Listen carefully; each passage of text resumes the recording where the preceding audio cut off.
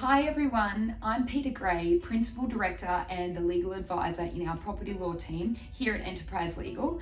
And joining me today I have Adrianna Williamson, our lead conveyancer of our new conveyancing team. Some of you may have seen on our social media earlier this week that we were very proud to announce the launch of our residential conveyancing team, which is something we've wanted to do for a long time, and now that we're confident we can do it the EL way, we've hit go on that launch button. So in a world full of cheap conveyancing, Enterprise Legal is hoping to bring the high quality personalised legal services that our brand is known and loved for to the world of conveyancing. So to celebrate, Adrianna is going to be sharing her top 3 tips for buying or selling a property with us today.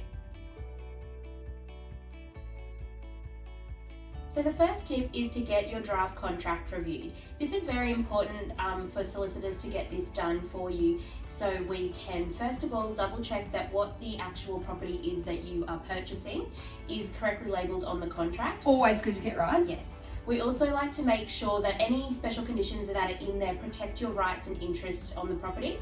And the last thing to double check is that if there are any special conditions, that you actually understand what they all mean, and that everything that has been agreed on between the parties and the agents is documented in that contract. Very important, and you can't make assumptions that it is all in there, because it's very easy for an agent to overlook it. It's no one's fault, it just happens, but then it can be quite a headache to fix that if the contract gets signed and it's not right. Yes. So my second tip is to make sure that you're engaged in the process. Whilst you've engaged us to look after your matter throughout the transaction, it's still important to be accessible throughout the whole transaction and take an interest in what's happening. Absolutely. So the main thing is when due dates are due on conditions or settlement is to occur, there are some times that we need to get in contact with you to take some instructions from you. So it is important to be by email and phone, and let us know if you are to be away, and there's another way we can contact you.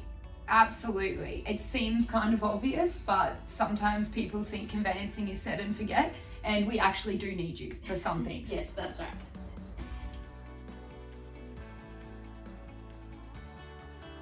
So my last tip for today is to make sure that you're in contact with your financier or bank.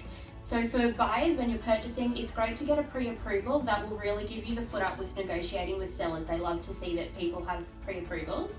And the other thing with buyers is once you do get that approval from the bank, make sure you fill those loan documents out as soon as you get them and return them to the bank as soon as possible, and that will lead into a quicker and easier settlement as well. For sellers, as soon as a contract is signed, make sure you fill out the regular discharge forms that they require and send that back to give them ample amount of time to get it all ready to release the mortgage off the property. Better to be organised earlier rather than later, and then you can try and make sure that you get in on that settlement date and don't need any extensions. Yes. Thanks, Adrianna, for those great tips. I'm sure everyone has picked up some useful tidbits there to help them if they're in the market to buy or sell their next property.